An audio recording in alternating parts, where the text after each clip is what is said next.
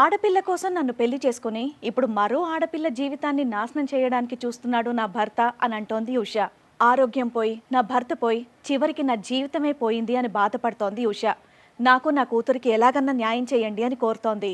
అంటే ఫస్ట్ భార్య ఇద్దరు బాబులు ఉండగా నన్ను అమ్మాయి కావాలని రెండో పెళ్లి చేసుకున్నారు.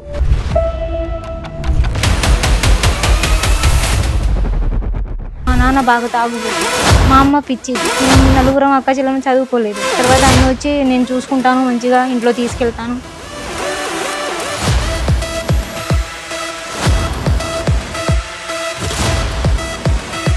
నేను పెళ్లి చేసుకున్నాడమ్మా అతను. పెద్ద భార్యకి తెలియకుండా గుళ్ళో పెళ్లి చేసుకున్నారు.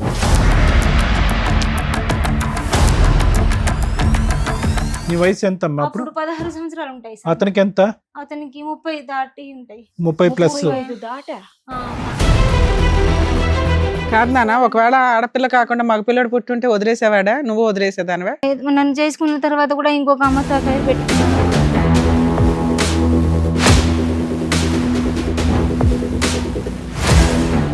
ఫస్ట్ భార్యకి తెలిసినా ఊరుకుందా?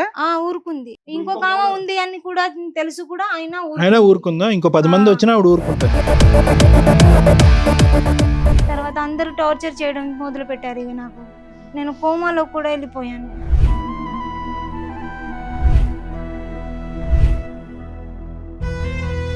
నువ్వు దేనికి పనికిరావు, సంసారానికి పనికిరావు, దేనికి పనికిరావు, నీకెందుకు ఉట్టిగా సాధాలు నేను ఇంట్లో.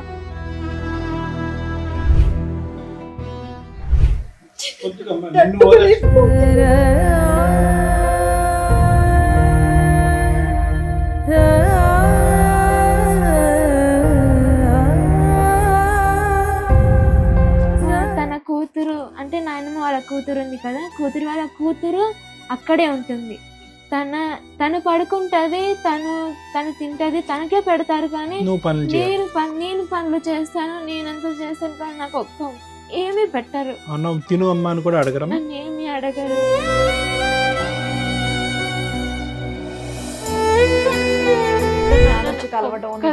మాట్లాడడం ఏం లేదా? కాల్ చేసినప్పుడల్లా నేను ఎందుకు ఇవ్వాలి ఫీజు, నా ఇద్దరు కొడుకులే చదువుకోవట్లేదు, నువ్వు ఎందుకు చదువుకోవాలి?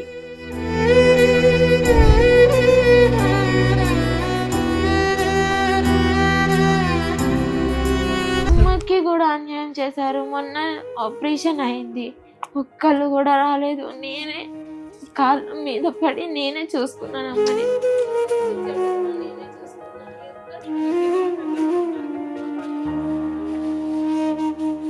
చేతులెత్తి మొక్కుతున్నా సార్, ప్లీజ్ నాకు మంచి చెడు ఎవరు చూసేవారు లేరు, నా కన్న తల్లి తప్ప.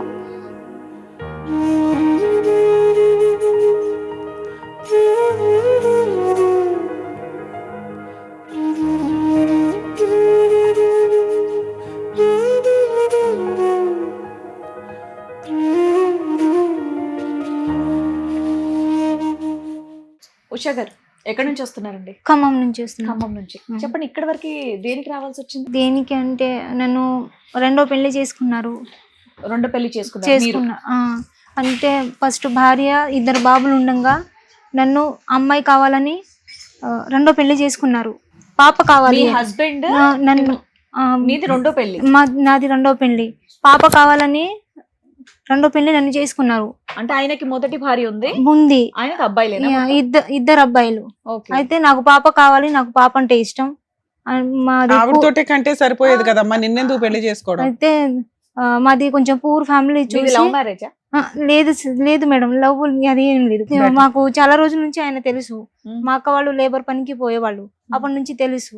మా అక్క పెళ్లి అయిన తర్వాత ఆయన మా ఇంటి కాడ రావడం పోవడం మర్చిపోయారు. తర్వాత నేను కొంచెం పెద్దగా అయిన తర్వాత కొంచెం మంచిగా ఉన్నప్పుడు ఆయన మళ్ళీ మా ఇంటికి రిటర్న్ రావడం చేసి నాకు ఇద్దరు బాబులు, నేను కోటీశ్వరిని, నేను బాగా చూసుకుంటాను మీ అమ్మాయిని. మా నాన్న బాగా తాగుబోతు, డబ్బులు ఇస్తే తాగి ఎలా ఉంటారో ఆయనకే తెలియదు. మా అమ్మ పిచ్చిది. మేము నలుగురం అక్క చెల్లెలను చదువుకోలేదు, ఒకళ్ళ కింద జీతాలు ఉండి పనిచేసి బతికిన వాళ్ళం. అయితే తర్వాత ఆయన వచ్చి నేను చూసుకుంటాను, మంచిగా ఇంట్లో తీసుకెళ్తాను, నాకు పాప పుడితే చాలు అని. ఒక పాప పుట్టిన తర్వాత ఇంట్లోకి తీసుకెళ్ళి వాళ్ళే ఆపరేషన్ చేయించారు. ఒక పాప చాలు, ఇద్దరు బాబులు ఉన్నారని ఇంట్లో తీసుకెళ్లారు. నేను పెళ్లి చేసుకున్నాడమ్మా అతను. చేసుకున్నాడు. ఎంత నీ వయసు అంటే ఎంత? తెలియకుండా పెద్ద భార్యకి తెలియకుండా గుళ్ళో పెళ్లి చేసుకున్నారు. నీ వయసు ఎంత అమ్మా అప్పుడు? అప్పుడు 16 సంవత్సరాలు ఉంటాయి సార్. అతనికి ఎంత? అతనికి 30 దాటి ఉంటాయి. 30+. 35 దాటా.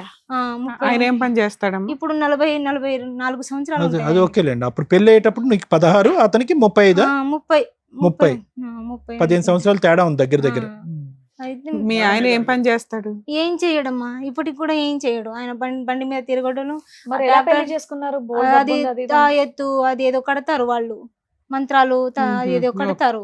అయితే వాటికి ఇక డబ్బులు వస్తాయి. ఆ కాదమ్మా, డబ్బులతో ఎంజాయ్ మా చేస్తారు. నాన్నగారు ఏదైనా నమ్మి తాగేసిన తర్వాత కళ్ళు మూసుకుని పెళ్లి చేస్తాడు అని అన్నారు. కానీ మీరు ఇప్పుడు ఏం చెప్తున్నారంటే మీరిద్దరు వెళ్ళిపోయి గుళ్ళో పెళ్లి చేసుకున్నాను అని అంటున్నారు. మా నాన్న చనిపోయిన తర్వాత ఆయన గుడికి తీసుకెళ్లి పెళ్లి చేసుకున్నారు. నన్ను చూసుకుంటాను, నేను అమ్మాయి పుట్టిన తర్వాత ఇంటికి తీసుకెళ్తాను అని. తర్వాత అమ్మాయి పాప పుట్టిన తర్వాత ఇంటికి అమ్మ తీసుకెళ్ళి, మాట్లాడటానికి ఏమీ లేదు, ఎందుకంటే అమ్మకి పిచ్చి కాబట్టి. పిచ్చి అంటే తనకు అంత నాలెడ్జ్ ఉండదు. ఏం తను తెలీదు. ఏం అమాయకత్వం. పోతున్నారు, ఏం నువ్వు చేస్తున్నారు. 5 ఆడపిల్లలు ఎన్నో అమ్మాయివి? నేను 4 ఆమెని. పైన 3 బానే ఉంటారా? పైన ఒక అక్క చనిపోయింది. ఒక ఇంకో అక్కకి పెళ్లి చేసేసారు, ఇంకొక అక్కకి. ఆ. తర్వాత ఆమెకి 3 పిల్లలు. ఆయన భర్త చనిపోయిండు. ఉమ్. అక్కడ వాళ్ళు ఆ ఫ్యామిలీతో వాళ్ళే అక్కడే ఓకే, ఉంటారు. మీ మూడో ఆవిడ? మూడో అక్క కూడా పెళ్లి అయిపోయింది, 2 పిల్లలు. వాళ్ళు కూడా మరి వాళ్ళిద్దరిలో ఆల్రెడీ కుటుంబాలు వచ్చినాయి కదా, నీకు మంచి అబ్బాయినే చూసి పెళ్లి చేయొచ్చు, మంచి అబ్బాయిని. చనిపోయాడు అంట. ఇంకా మా నాన్న తాగి చనిపోయారు. తర్వాత మా అమ్మ అంతా- మరి మీ చెల్లి పరిస్థితి ఏంటి? మా చెల్లి చదువుకుంది. ఇప్పటికీ చదువుకుంటున్నా? చదువుకుంటుంది. తర్వాత ఇక నాకు పాప కావాలని ఇంట్లోకి తీసుకెళ్ళారు. అమ్మ ఓకే, పాప కావాలని అని అన్నిసార్లు చెప్పక్కర్లేదు. పాప గురించే నేను చేసుకున్నాడు, అర్థమైంది. పెద్దల సమక్షంలో చేసుకోలేదు, చేసుకోలేదు. దొంగతనంగా పెళ్లి చేసుకున్నారు. అవును. పెళ్లి అయ్యే టైంకి అతనికి 30-32 సంవత్సరాలు, నీకు 16 సంవత్సరాలు. 16 వాళ్ళ సంవత్సరాలు. భార్యకి తెలుసా నువ్వు వస్తున్నట్ట ఇంట్లోకి? అంటే ఆ ఇంట్లోకి నేను వస్తున్నట్టు ఆమె భార్యకి కూడా ముందే తెలుసు. అంటే నా దగ్గరికి వస్తున్నట్టు పెళ్లి కాదు నాన్న, చేసుకోవాలని. ఒకవేళ ఆడపిల్ల కాకుండా మగ పిల్లడు పుట్టుంటే వదిలేసేవాడా? నువ్వు వదిలేసేదానివా?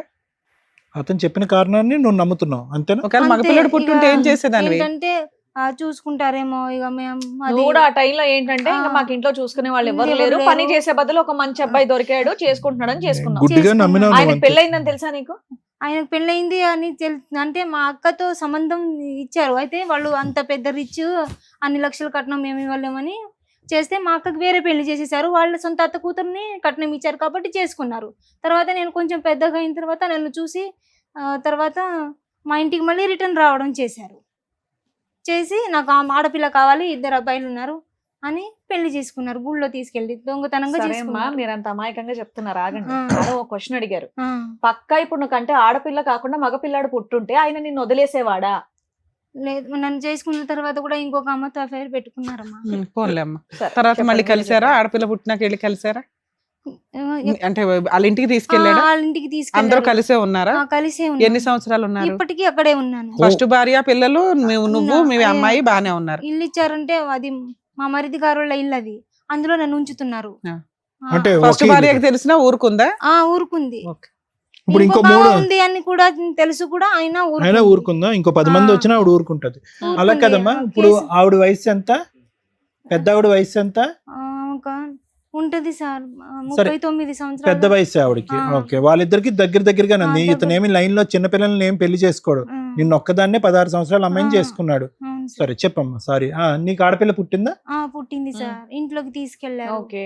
ఇక ఇంకో అమ్మాయితో అఫేర్ ఉందని నేనంటే సార్ నన్ను అందరూ తిట్టారు. నువ్వు చేసుకోలేదా, నా అంతే అబ్బాయి కదా. ఎంతమందిని చేసుకుంటే నీకేంటి అని మా అత్తయ్య తిడుతుంది. ఉమ్. తర్వాత అందరూ టార్చర్ చేయడం మొదలు పెట్టారు. ఇక నాకు ఉమ్. నేను కోమాలో కూడా వెళ్ళిపోయాను. ఎందుకు టార్చర్? ఎందుకమ్మా? దేని గురించి టార్చర్? టార్చర్ పాప పుట్టిన తర్వాత అది ఆస్తి పాస్తి మొత్తం అది ఉంటది కదా సార్. నువ్వేం కట్నం తీసుకొచ్చావని నీకు రాసి ఇవ్వాలి, నువ్వు లేబర్ అప్పుడే దాన్ని. ఆస్తి టాపిక్ ఎంత? మీ పిల్ల వయసు ఎంత ఇప్పుడు? 15 అంతే. మా మామయ్య గారి పేరు మీద ఉంది ఆ ఆస్తి. అవును. అయితే చిన్న కొడుకు పేరు మీద చేసేసారు, బిడ్డ పేరు మీద ఎకరం చేసేసారు. మా మామయ్య గారు ఎకరం ఉంచుకున్నారు. అయితే వీళ్ళ డాడీ పేరు మీద చేస్తే ఈ అమ్మాయికి వాటా వస్తుందని పెద్ద భార్య పేరు మీద చేయించారు. సో నీకేమీ Okay. లేకుండా చేశారని చెప్పి నువ్వు చేశారు. ప్రశ్నించావు. ప్రశ్నించాను, అంతేనా? కేసు కూడా వేశాను. కేసు కూడా ఎప్పుడు వేశాను. వేసారు కేసు? ఆగస్ట్ అంటే 2003లో వేశాను. 2023లో. 23లో 23. ఓకే. వేసాను. అయితే సార్ ఏమన్నారంటే, ఎస్ఐ సార్ కోర్టులో వేసుకోమ్మా ఎఫ్ఐఆర్ రాస్తానని చెప్పారు. అయితే పెద్దవాళ్ళు కోర్టు వద్దు, ఏం వద్దు, పాపకి 10 గుంటల పొలమును 2 గదులు ఇల్లు కట్టించి మంచి చెడు అన్ని చూసుకోవాలి అని చెప్పారు. 2.5 ఎకరాల్లో పాపకి 10 గుంటలు రాసి ఇవ్వాలి, తనకు గిఫ్ట్ రిజిస్ట్రేషన్ కింద రిజిస్ట్రేషన్ చేయించాలి అని చెప్పారు. అయితే తర్వాత మేడం నాకు హెల్త్ బాగలేదు, గాలి బ్లాడర్లో రాయి వచ్చింది. రాయి వస్తే నేను కొంచెం నా కూలి నేనే చేసుకొని బతుకుతున్నా, ఏమి ఇయ్యడు. సారీ అమ్మా, ఏ ఆరోగ్య సమస్యలు ఉన్నాయమ్మా నీకు? గాల్ బ్లాడర్ లో స్టోన్ ఒకటి, ఇంకా కొంచెం నరాల వీక్నెస్, కోమాలోకి వెళ్ళిపోయాను నేను. ఈ టార్చర్స్ అన్ని కోమాలోకి వెళ్ళటం అంటే ఎలా వెళ్తారమ్మా? ఏమైంది? నేను బాగా వాంతింగ్స్ చేసుకున్నాను. ఎప్పుడు, ఎంతకాలం క్రితం? 2020లో. స్పృహలో లేకుండా ఎంతకాలం ఉన్నారు మీరు? 5 రోజులు ఉన్నాను. 5 రోజులు కోమాలో ఉన్నారు, స్పృహ లేకుండా. తర్వాత కళ్ళు తెరిచి. సరే, తర్వాత దానికి సంబంధించిన మందులు కూడా వాడుతున్నారు ఇప్పుడు? వాడుతున్నాను. ఏం మందులు వాడుతున్నారు? ఇక 2 సంవత్సరాల దాకా వాడాను. ఇప్పుడు ఆపేశారు? పర్వాలేదమ్మా ఇప్పుడు. ఏ మందులు వాడేవారో తెలుసా మీకు? మొన్న అంతకు ముందు 2 years వరకు ఏం డాక్టర్ గారు ఇచ్చారు కానీ నాకు అర్థం కావటం గురించి అమ్మా. ఫిట్స్ గురించి వాడారా? ఫిట్స్ గురించి, రైట్, ఫిట్స్ గురించి వాడాను. తర్వాత సార్ ఇక కేసు వేసిన తర్వాత పెద్దవాళ్ళు బాండ్ పేపర్ రాసిచ్చారు. రాసిచ్చిన తర్వాత నువ్వు దేనికి పనికిరావు, సంసారానికి పనికిరావు, దేనికి పనికిరావు, నీకెందుకు ఉట్టిగా సాధాలు, నేను ఇంట్లో ఇల్లు ఎందుకు కట్టించాలి నీకు, ఆ అమ్మాయి తీసుకెళ్తుంది రేపు, నా అవసరమా, ఎక్కడో అక్కడ చోట ఉండి తర్వాత వెళ్ళిపో మీ అమ్మోళ్ళ ఇంటికి అని చెప్తున్నారు సార్. అలా ఎప్పటిదాకా కలుస్తున్నారు మీరు? ఇప్పుడు మీ ఆయనతో విడిపోయి ఎంతకాలం అవుతుంది? అది నేను అక్కడే ఉంటున్నాను కానీ భార్య భర్తల పరంగా లేకుండా 7 సంవత్సరాలు అయింది. ఓకే. ప్రెసెంట్ ఇప్పుడు మీ హస్బెండ్ ఇంటి దగ్గర నుంచే వచ్చావా? మరి డైలీ పని ఎందుకు చేసుకుంటున్నావు? నాకు ఆపరేషన్ అయింది కాబట్టి అమ్మ వాళ్ళ ఇంటి కాడ ఉంటున్నాను. ఎప్పటి నుంచి? ఒక 2-3 నెలల నుంచి ఉంటున్నాను. ఇప్పుడు వాళ్ళ నుంచి వచ్చాను. ఇప్పుడు నువ్వు వెళ్ళగలిగితే మీ ఆయన ఇంటికి వెళ్ళి ఉండగలవు? ఉండగలను. రానిస్తారు, బయటకి అయితే పంపించేలా. అక్కడ సామాన్లు అన్ని ఉన్నాయి, బయటికి కూడా పంపించారు. ఆరోగ్యం కోసం అమ్మ పుట్టింటికి వెళ్ళావు అంతే? ఇంటికి వెళ్ళాను. తర్వాత ఆపరేషన్ అయింది, 2 నెలల నుంచి అక్కడే ఉంటున్నాను. అయితే నాకు అది ఆపరేషన్ అయిందని, ఆపరేషన్ అవుతుందని చెప్పినా కూడా 1 రూపాయి పెట్టలేదు. నీకు ఎక్కడ ఇంత డబ్బులు ఆపరేషన్ చేయించుకోవడానికి? LOC అది అప్లై చేశాను. తర్వాత మీ అమ్మాయి ఏం చదువుకుంటుందమ్మా? అమ్మాయి 10th. పాపను బానే చూసుకుంటారమ్మా వాళ్ళు, నాన్నగారు గానీ? స్కూల్ ఫీజులు గానీ? లేదు మేడం, స్కూల్ ఫీజులు కూడా నేనే కూలీ చేసి కడతాను. కూలీ చేసి కడతాను. గవర్నమెంట్ స్కూలా, ప్రైవేట్ స్కూలా? అది చర్చి స్కూల్ మేడం. మిషనరీ 16,000 కట్టాలి సంవత్సరానికి. 16,000 కట్టాలి. స్కూల్ బట్టలు. ఏం పని చేస్తావు నువ్వు? నేను తోట ఎరడానికి, చెత్త. ఎంత వస్తాయి? 300 వస్తాయమ్మా రోజుకి. ఇంకా ఇంట్లో సరుకులు గానీ ఏమి గానీ నువ్వు చేసింది నాకు ఇస్తున్నావా, నేను ఎందుకు ఇవ్వాలి, నువ్వు దేనికి పని? నువ్వు సంపాదించిన దాంట్లో ఇంట్లో సరుకులు అవి చూసుకుంటున్నావు, కరెంట్ బిల్లు, రెంట్, ఆయన సొంత ఇల్లే కాబట్టి కవర్ అవుతుంది. పైగా బియ్యం కూడా కంట్రోల్ బియ్యం ఇస్తారు నాకు. ఉషా గారు, సారీ అండి, 7 సంవత్సరాలు బట్టి భార్య భర్తల సంబంధం లేదు, ఆర్థికంగా నీకు గానీ నీ బిడ్డకు గానీ ఏమీ చూసుకోవట్లేదు, స్కూల్ ఫీజుల దగ్గర నుంచి నీ తిండి తెప్పలు అన్ని నువ్వే పడుతున్నావు, మరి ఎందుకు అక్కడ ఉన్నావు? అంటే లాస్ట్ ఇయర్ 1 సంవత్సరం పెద్దవాళ్ళ దగ్గర పోతే కట్టారు. 2-3 సంవత్సరాలు నేనే కట్టాను. లాస్ట్ ఇయర్ ఆయన కట్టారు. ఫీజు మట్టిగానే కట్టారు. పాప ఏదైనా జ్వరం వచ్చిందా, అది వచ్చిందా, ఏదైనా ఫ్రూట్స్ అన్ని ఏమని తీసుకెళ్దామా అని ఏమీ లేదు, నేనే తీసుకెళ్లి ఇస్తాను కదమ్మా. రైస్ గానీ, పప్పు దినుసులు గానీ, కాయగూరలు గానీ? సార్ కాయగూరలు గానీ నేను కూలికి వెళ్ళినప్పుడు వాళ్ళ చేనులో ఇళ్ళ చేనులో నుంచి తీసుకొచ్చిస్తాను. అలా కదమ్మా, ఇంతకాలం మీ ప్రయాణంలో తప్పుగా అనుకోకండి, 16 సంవత్సరాల పాటు మీ ప్రయాణంలో మీ ఆయన నీకేమీ చేయలేదా? ఏమీ చేయకుండా ఒక ఇల్లు తీసుకుని అక్కడ పెట్టుంచాడా? సార్ నన్ను వాళ్ళు బయటికి గెంటేసినప్పుడు కూడా నేను మా అమ్మ పంపింది, నేను కూలి చేసిందే తిన్నాను. సో ఇప్పటికొచ్చి 16 years బట్టి పెళ్ళైనటువంటి బ్యాచులర్ నువ్వు, అంతేనా? నేను కూలి చేసే తింటున్నాను సార్. ఎందుకంటే వాళ్ళు అంత రిచ్ ఉన్నా కూడా నన్ను లేబర్ దాని లాగానే. ఏమి రిచ్ అమ్మా, ఎక్కడి నుంచి వచ్చింది వాళ్ళకి రిచ్నెస్? మీ ఆయన ఏమీ చేయడం అంటున్నాడు, మళ్ళీ రిచ్ కానీ అంటున్నాడు. వాళ్ళ డాడీ అదేదో తాయితులు కదా, అది వాళ్ళ డాడీ వాళ్ళ ఫ్యామిలీని మొత్తం ఆయనే చూసుకుంటారు. ఏదో తాయితులు కట్టే? తాయితులు కట్టే. అంటే తాయితులు అంటే ఎట్లా అమ్మా? జ్వరం, మంత్రాలు అవి ఉంటది కదా, డబ్బులు బాగానే వస్తాయి అంటావా? 4,000 అలా తీసుకుంటారు మనుషుల దగ్గర. అలా వాళ్ళు అలా బతుకుతున్నారు. నన్నేమో సరే అమ్మా, పెద్ద మనుషులు పంచాయతీ పెట్టుకొని నీకేం కావాలో అడిగితే సరిపోయేది కదా, ఇక్కడ దాకా ఎందుకు వచ్చావు? పంచాయతీ పెట్టినా అడిగింది, వాళ్ళు బాండ్ పేపర్ రాయించినా కూడా నన్ను బాండ్ పేపర్ కూడా రాశాడు. ఏమని రాశాడు? ఉంది మేడం, రాశారు. అంటే ఏమి ఇస్తానని? 10 గుంట్లోను, అది 2 గదులు ఇల్లు, మంచి చెడు అన్ని చూసుకుంటాను, వాళ్ళకి ఏదో వచ్చినా చూసుకుంటానని సంతకాలు చేశారు. కానీ ఎంతకాలం అయిందో చేసి? 2 సంవత్సరాలు అయింది. 2023లో చేశారు. అయితే ఇప్పటివరకు ఏం చేయలేదు? ఏం చేయలేదు, ఏమీ ఇవ్వలేదు. అసలు ఏం చూడట్లేదు, చచ్చామా బతికామా ఏది లేదు. మరి కోర్టులో పిటిషన్ వేసుకుంటే సరిపోద్ది, నీ దగ్గర ఎవిడెన్స్ ఉన్నట్టే లెక్క కదా. అమ్మ, నా దగ్గర అంతా ఎక్కడికైనా వెళ్తే చంపేస్తాను, ముక్కలు ముక్కలు చేసి ఓహో. చంపుతాను. మరి ఇక్కడ ఏం వరకు వచ్చి- ఎక్కడ దాకా వస్తే ఇక్కడ వరకు పర్లేదా? వచ్చావు కదమ్మా డైరెక్ట్ మరి. టీవీలో కనిపిస్తారుగా. టీవీలో కనిపించిన నాకు, ఎందుకంటే మేడం గారు సార్తో కొంచెం ధైర్యం ఉంటుందని వచ్చాను. నా దగ్గర డబ్బులు కూడా లేదమ్మా పెట్టుకోవడానికి. సరే, మీ అమ్మాయి కూడా వచ్చిందా మీతో పాటు? వాళ్ళ అమ్మాయి వచ్చిందంట అవును. మేడం. రామ్మా. వాళ్ళ పాప మేడం. మనీ పరంగా అయినా, చెప్తాను, డ్రెస్ ఏంటి పరంగా issues, ఏంటి అయినా, problem? తిండి పరంగా అయినా, ఏ విషయంలో అయినా నన్ను చూసుకుంటుంది. పుట్టినప్పటి నుంచి. మా అమ్మే చూసుకుంటుంది. మీ నానమ్మ తాతయ్యలు ఉంటారా? వాళ్ళని ఎప్పుడైనా అడిగారా నాన్న అసలు ఏం పట్టించుకోవట్లేదు అని? నన్నేమీ మీ తాత బాగా అడగరు. పనిచేస్తాడంట కదా. నన్నేమి అడగరు. వాళ్ళు కూడా నన్ను వెటకారంతో చూస్తారు, పని మనిషి లెక్కే చూస్తారు. అసలు వాళ్ళ ఇంట్లో నువ్వు ఉండవు కదమ్మా ఎప్పుడు. ఉండను, చిన్నప్పుడు నాతో పని చేపించుకున్నారు వాళ్ళు. అమ్మమ్మ తాతయ్యలు ఇల్లు అంటే, నానమ్మ తాతయ్యలు ఇల్లు అంటే పనులు అలాగే, చేస్తాం కదా కానీ నాన్న. తన కూతురు అంటే నాయనమ్మ వాళ్ళ కూతురు ఉంది కదా, Hmm. కూతురు వాళ్ళ కూతురు అక్కడే ఉంటుంది. Okay. తను పడుకుంటది, తను తింటది, తనకే పెడతారు. కానీ నువ్వు పనులు చేయాలి. నేను పనులు చేస్తాను, నేనంతా చేస్తాను, కానీ నాకు ఏమీ పెట్టరు. అన్నం తిను అమ్మ అని కూడా అడగరమ్మా. నన్ను ఏమీ అడగరు. చాలా మీ బాధగా నాన్న అనిపిస్తుంది. అలా ఎప్పుడున్నావమ్మా? ఎన్ని సంవత్సరాల క్రితం ఉన్నావు అట్లా? అంటే నేను 5th క్లాస్ లో ఉన్నప్పుడు 5th to first to 5th వరకు అలాగే చేసుకుంటూ ఆ వచ్చాను. తర్వాత నుంచి వెళ్ళటం మానేసావా? వెళ్ళటం మానేశాను. అంటే మా మమ్మీ బాధ చూసి నేను వెళ్ళటం మానేశాను. ఇప్పుడమ్మా ఇప్పుడు ప్రెసెంట్ పొజిషన్ ఏంటి? నువ్వు డే స్కాలరేనా? కాదు, హాస్టల్లో ఎప్పటి నుంచి హాస్టల్లో ఉంటున్నారు మీరు? 6th నుంచి హాస్టల్. 6th నుంచి హాస్టలే. నేను అక్కడే Okay. మీ ఉంటున్నాను. నాన్న వచ్చి కలవడం, నీతో ప్రేమగా మాట్లాడడం ఏం లేదా? ఎప్పుడు?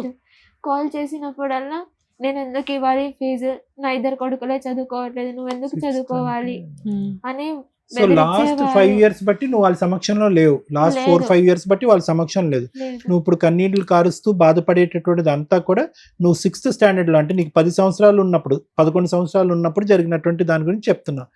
నువ్వు ఆ బాధ గురించి ఏడుస్తున్నావా, లేదంటే అమ్మకు కూడా వాళ్ళు అన్యాయం చేస్తున్నారు? అమ్మకి కూడా అన్యాయం చేశారు. మొన్న ఆపరేషన్ అయింది, ఒక్కళ్ళు కూడా రాలేదు. నేనే కాళ్ళ మీద పడి నేనే చూసుకున్నాను అమ్మని. మంచి చెడు కూడా నేనే చూసుకున్నాను. ఎవ్వరు మీ రాలేదు. పిన్నులు పెద్దమ్మలు ఉన్నారు కదమ్మా, వాళ్ళంతా మంచి వాళ్ళు కుటుంబాలే కదా. ఎవ్వరు రాలేదు అప్పటికి. అవును, వాళ్ళు రాకపోతే నీకేం బాధ అనిపించట్లేదా? వీళ్ళు రాకపోతేనే బాధ. బాధ అనిపించింది, కానీ మా డాడీ కన్న తండ్రి కదా, అవును. కన్న తండ్రి రాకపోవడం చాలా అసలు బాధ. సరే, వీళ్ళు రాలేదు, నీకు బాధ ఉంది. మీ పిన్ని పెద్దమ్మలు ఎవరు రాలేదా? లేదు, ఎవ్వరు నాకు తోడుగా లేరు. అమ్మమ్మ తోడుగా ఉండేది, కానీ రాలేదు తను. ఏమ్మా మీ అక్క వాళ్ళు వీళ్ళు ఎందుకు రాలా నువ్వు హాస్పిటల్లో ఉన్నప్పుడు? అక్క వాళ్ళు అంటే వాళ్ళు కొంచెం వాళ్ళు కూడా కూలి చేసి బతుకుతారు కదా. కానీ పిల్ల వాళ్ళు ఒక్కతే ఉంటది కదమ్మా, అడిగేవాళ్ళు. చిన్న పిల్ల. పిల్లకి తోడైతే ఉండాలి కదా ఎవరో మాతో ఒకళ్ళు. పాటు వచ్చిన బాబు ఉన్నారు, కొంచెం మాకు హెల్ప్ చేశారు. కదా ఇప్పుడు నీ వచ్చిన పుట్టి, బాబు మేడం అడిగేది నీ ఆ. పుట్టింటి నుంచి నీకేమైనా సపోర్ట్ ఉందా? లేదు, లేదంటే లేదు. వాళ్ళు కూడా మీ అత్తింటి లేదు, మా వాళ్ళలాగే చెల్లి మాత్రమే సపోర్ట్ ఉంది మాకు. చెల్లి మాత్రం. ఆ. మీరు పెద్ద అవేంటమ్మా ఇద్దరు లేరా? పేపర్స్? మొన్న సెటిల్మెంట్ అయినవా? సెటిల్మెంట్ అయింది. అమ్మా ఉషా, ఒకటి పాపకి ఏంటమ్మా బోన్స్ ప్రాబ్లం అన్నారు, ఏమైంది? బోన్ ప్రాబ్లం ఉంది, నాకు డిస్క్ ప్రాబ్లం అని చెప్పారు. ఎక్కడ నిమ్స్ స్కూల్లో లో చెప్పారా? పడ్డది. నిమ్స్ లో కాదు, ఫస్ట్ నేను జాబీ శెట్టిలో వెళ్ళాను, ఖమ్మం హాస్పిటల్. అయ్యే మరి కట్సి ఖమ్మం హాస్పిటల్లో జాబీ శెట్టిలో వెళ్తే డిస్క్ ప్రాబ్లం ఉంది, అది తగ్గకపోతే సర్జరీ చేస్తామని చెప్పారు. దానికి మెడిసిన్ ఇది స్కానింగ్ సార్. ఇది హాస్పిటల్ మమ్మీకి ఆపరేషన్ చేసినప్పుడు ఈ వచ్చాను. పాప. ఏది మన గాల్ బ్లాడర్ అమ్మకి ఇక్కడే జరిగిందా? అమ్మకి ఇక్కడే జరిగింది. మీ పాప వెంట. దాని తర్వాత నేను ఇక్కడే చూపించుకున్నాను. సర్జరీ చేయడం అవసరం లేదు, టాబ్లెట్స్ తో సరి అయిపోతుంది, ఫిజియోథెరపీ అని చెప్పారు. అయినా నాకు తగ్గట్లేదు, బాగా నొప్పిగా ఇక్కడ మన ఉంది. నడుము పైన వస్తుందా కిందన వస్తుందా నొప్పి? కిందన కూర్చునే దగ్గర? ఇక్కడ కూర్చునే దగ్గర. ఈ కాళ్ళు లాగిద్ది. మరి వీళ్ళు మందులు పెట్టారు కదమ్మా, ఈ మందులు పెట్టాక ఎలా ఉంది మరి నీకు? అది మందులు వేసుకుంటున్నప్పుడే బాగుంటుంది, బాగుంటుంది. లేదంటే మళ్ళీ పెయిన్. కానీ సర్జరీ అని అన్నారమ్మా. సర్జరీ ఏం చెప్పలేదు, మళ్ళీ ఫిజియోథెరపీ చేశారు. వాటన్నిటికీ ఎటువంటి హెల్ప్ చేయట్లేదు మీ నాన్న.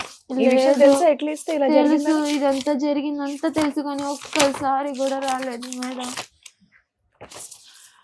ఎందుకు చేసుకున్నాడు? ఆడపిల్ల కావాలని ఎందుకన్నాడు? ఇప్పుడు నువ్వు రెగ్యులర్ గా స్కూల్కి వెళ్తున్నావా, లేదంటే ప్రాబ్లం ఇంటి దగ్గర మమ్మీ దగ్గరే ఉంటున్నావా? వెళ్తున్నాను, ఎలా వస్తున్నాయమ్మా మార్కులు, ఎలా వస్తున్నాయమ్మా నీకు?